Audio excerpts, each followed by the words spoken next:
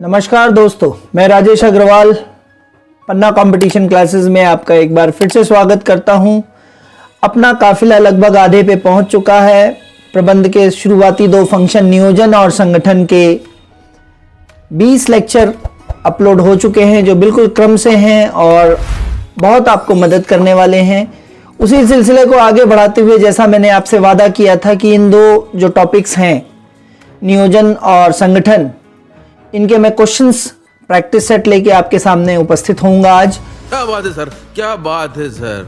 सो मैं अपने वादे के अनुसार प्रैक्टिस सेट पहला शुभारंभ कर रहा हूं और आशा है ये प्रैक्टिस सेट से आप अपने आप को इवैल्यूएट कर पाएंगे और यदि कोई परेशानी जा रही है तो इन्हीं क्वेश्चंस के आधार पे आप थ्योरी को पिछले लेक्चर्स में जाके पढ़ सकते हैं।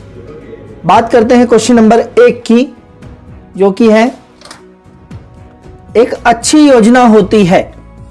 A good planning is, option A है दृढ़, बी है खर्चीला, सी है लोचपूर्ण फ्लेक्सिबल और डी है समय लेने वाली टाइम टेकिंग। ठीक है, वीडियो को पॉज कर लें अपने लेवल पे और आंसर सोच के और फिर मैं जो आंसर बताऊंगा उससे मैच कर लें। वीडियो को पॉज कर लें। तो एक अच्छी योजना होती है, ए गुड प्लानिंग इज, दृढ़ होती है, खर्चीली होती है, लोचपूर्ण होती है और समय लेने वाली। ठीक है, तो सबसे अच्छा गुण क्या है इसमें? सबसे अच्छा ऑप्शन आपको समझ में आता है, एक अच्छी योजना होती है लोचपूर्ण। यदि योजना के पूरा होने में कोई परेशानी है तो योजना को शुरू में भी बदला जा सकता है और योजना के बीच में भी बदला जा सकता है, तो लोचपूर्ण होती है। ठीक है, क्वेश्चन नंबर 2 है, नियोजन एक भौतिक कसरत है। Planning is a physical exercise. Option A सही है, गलत है, शायद सही, none of the above, NOTA. ठीक है, पॉज करके फिर से इसका आंसर सोचें।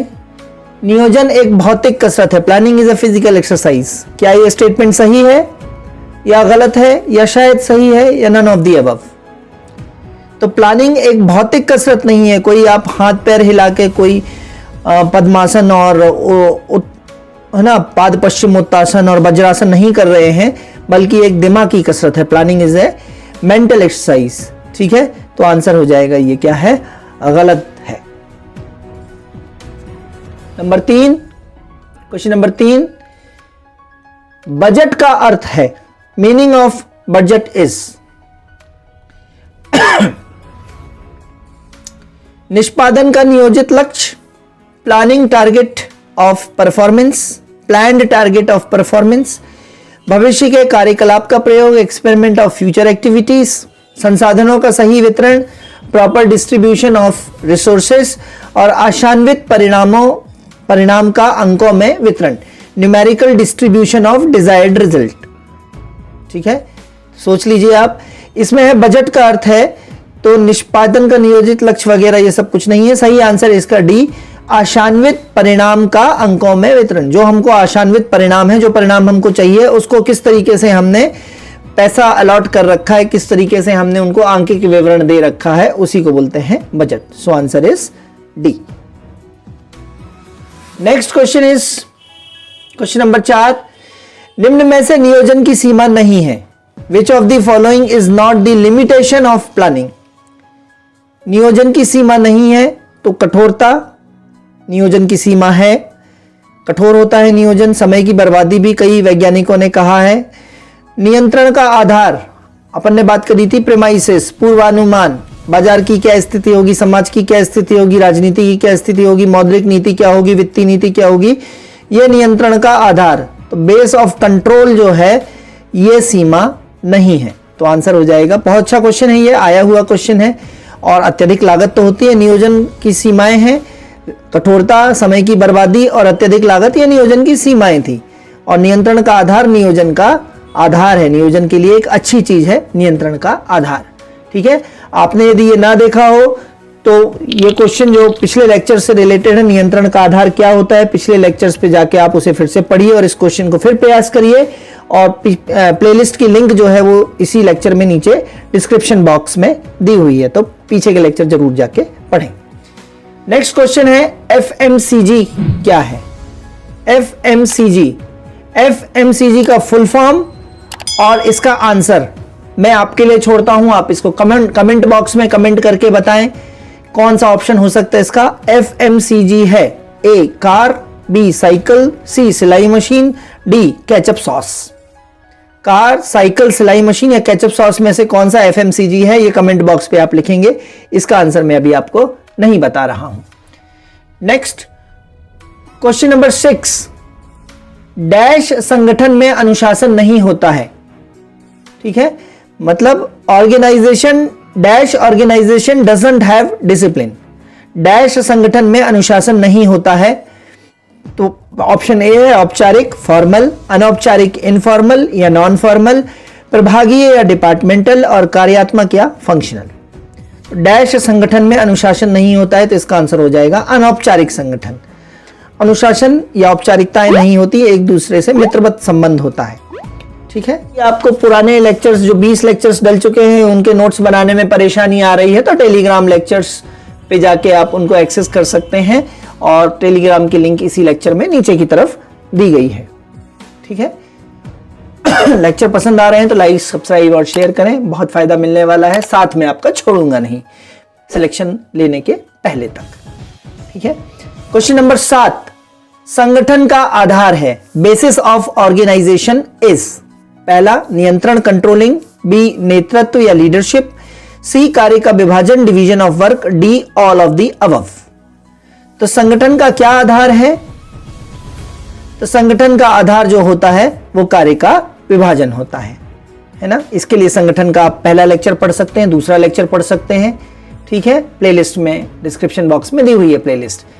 नेक्स्ट नंबर 8, संगठन जो स्वयं निर्मित होता है। Self formed organisation is. संगठन जो स्वयं निर्मित हो जाता है वो कौन सा संगठन कहलाता है? क्रियात्मक मतलब फंक्शनल, अनौपचारिक इनफॉर्मल, औपचारिक फॉर्मल, विभागीय डिपार्टमेंटल। तो कौन सा संगठन स्वयं निर्मित होता है? तो आंसर है अपने आप जो डेवलप हो जाता है, मन मिलने से, है ना, एक दूसरे से फ्रीक्वेंसी मिलने से जो बन जाता है खुद ब खुद, वो कहलाता है अनौपचारिक। क्वेश्चन नंबर 9 है, कार्यात्मक संगठन का प्रयोग किस स्तर पर किया जाता है? कार्यात्मक संगठन का प्रयोग किस स्तर पर किया जाता है? In which level functional organization is used. Functional organization या कार्यात्मक संगठन का प्रयोग, है ना। लेक्चर को पॉज करिए और आंसर सोचिए। इसका आंसर है उच्च स्तर, टॉप लेवल पे। ठीक है, फंक्शनल ऑर्गेनाइजेशन का प्रयोग किया जाता है टॉप लेवल पे। ठीक है दोस्तों, यदि समझ में नहीं आ रहा है तो पिछले लेक्चर जरूर एक्सेस करें। क्वेश्चन नंबर 10, प्रबंध का खुद से विस्तार होता है, automatically. Auto extension of management is. प्रबंध का खुद से विस्तार कब होता है? भारार्पण द्वारा, डेलीगेशन, केंद्रीकरण द्वारा, सेंट्रलाइजेशन, विकेंद्रीकरण द्वारा, डिसेंट्रलाइजेशन, सभी के द्वारा, ऑल। लेक्चर को पॉज करके आंसर सोचें और बताएं। प्रबंध का खुद से विस्तार कैसे होता है? भारार्पण द्वारा, डेलीगेशन, प्रत्यायोजन के द्वारा। जब कम इंपॉर्टेंट काम को नीचे के लोगों को सौंप दिया जाता है तो उसको क्या बोलते हैं? प्रत्यायोजन या डेलीगेशन। तो इससे प्रबंध का खुद से विस्तार होता है ना। जबकि केंद्रीकरण और विकेंद्रीकरण नीतियां होती हैं जो कि उस कंपनी के द्वारा डिसाइड की जाती हैं। तो ये नीतियां हैं, ये विचारधारा है, लेकिन खुद से विस्तार डेलीगेशन के द्वारा होता है। ठीक है, क्वेश्चन नंबर 11, आया हुआ प्रश्न है, नौकरी के वर्गीकरण जैसे सीईओ, फुल फॉर्म बता चुका हूं, इसके लिए लेक्चर पढ़िए।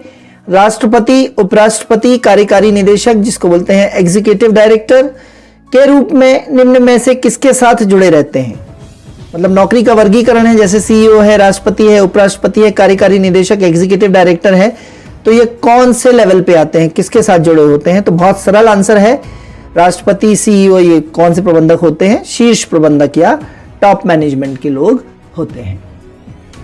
आज के लिए जो अंतिम प्रश्न है अपना, वो अंतिम प्रश्न है, डैश प्रबंधन शैली उत्पादन के प्रति निम्न सरोकार तथा लोगों के प्रति निम्न सरोकार के द्वारा प्रदर्शित की जाती। बहुत जबरदस्त प्रश्न है, बहुत इंपॉर्टेंट प्रश्न है। डैश प्रबंधन शैली उत्पादन के प्रति निम्न सरोकार तथा लोगों के प्रति भी निम्न सरोकार के द्वारा प्रदर्शित की जाती है। Dash management style shows less concern with people as well as production, मतलब कर्मचारियों से भी बहुत ज्यादा लगाव नहीं है, मोह नहीं है, और उत्पादन से भी बहुत ज्यादा मोह नहीं है। तो वो कौन सी प्रबंधन शैली है? तो सोचिए, इसमें आंसर हो जाएगा अहस्तक्षेपी, लेसेस फेयर। ये इंग्लिश का फ्रेंच वर्ड है। लेसेस फेयर का मतलब होता है केयरलेस एटीट्यूड, है ना। ना हमको उत्पादन बहुत चाहिए, ना हमें लोगों का मानवीय संबंध बहुत चाहिए, ह्यूमन वेलफेयर बहुत नहीं चाहिए, कर्मचारियों का वेलफेयर बहुत नहीं चाहिए। तो ये अहस्तक्षेपी नीति कहलाते हैं। प्रश्न आया है ये, है ना। ऑटोक्रेटिक होगी तो यहाँ पे उत्पादन सेंट्रिक होंगे, लोकतंत्री होगी तो यहाँ पे लोगों के प्रति सरोकार रहेगा, लाभदायी होगी तो उत्पादन भी होगा और लोगों के लिए भी सरोकार होगा। इसमें क्या रहेगा? उत्पादन से सेंट्रिक। इसमें क्या रहेगा? लोगों से सेंट्रिक। और लाभदायी में दोनों से सेंट्रिक। और हस्तक्षेपी में दोनों से नहीं, ना तो लोगों से सरोकार रहेगा और ना ही उत्पादन से सरोकार रहेगा। ठीक है। आपको मालूम है कि जो ब्यूरोक्रेटिक मैनेजमेंट होता है या क्लासिकल थ्योरी होता है उसमें उत्पादन से मतलब होता है, लेकिन अपन ने हॉथॉर्न एक्सपेरिमेंट पढ़ा था जिसमें मानवीय संबंधों को प्राथमिकता दी जाती है, तो उसमें मानव के प्रति ज्यादा सरोकार होता है। इंपॉर्टेंट प्रश्न है कि लोगों के प्रति सरोकार किसमें ज्यादा होता है? तो हॉथॉर्न एक्सपेरिमेंट में, है ना, मानव संबंधों में। ठीक है। विचारधारा आप पढ़ लीजिएगा। लेक्चर नंबर 4 या 5 में विचारधाराएं दी हुई हैं। क्लासिकल थॉट है, ब्यूरोक्रेटिक थॉट है, साइंटिफिक मैनेजमेंट है, कंटिंजेंसी मैनेजमेंट है। ये सब बहुत अच्छे से विस्तार से समझाया है मैंने। तो अभी समय रहते आप पढ़ लीजिए। लेक्चर्स को लाइक, सब्सक्राइब, शेयर करिए। मैं और बहुत सारी चीजें आपके सामने लेके आने वाला हूं। ढेर मटेरियल है मेरे पास जो आपको आपके सफलता के द्वार तक ले जाएगा। इसी के साथ आज का ये प्रैक्टिस सेट नंबर 1 मैं यहीं समाप्त करता हूं। धन्यवाद। Thank you.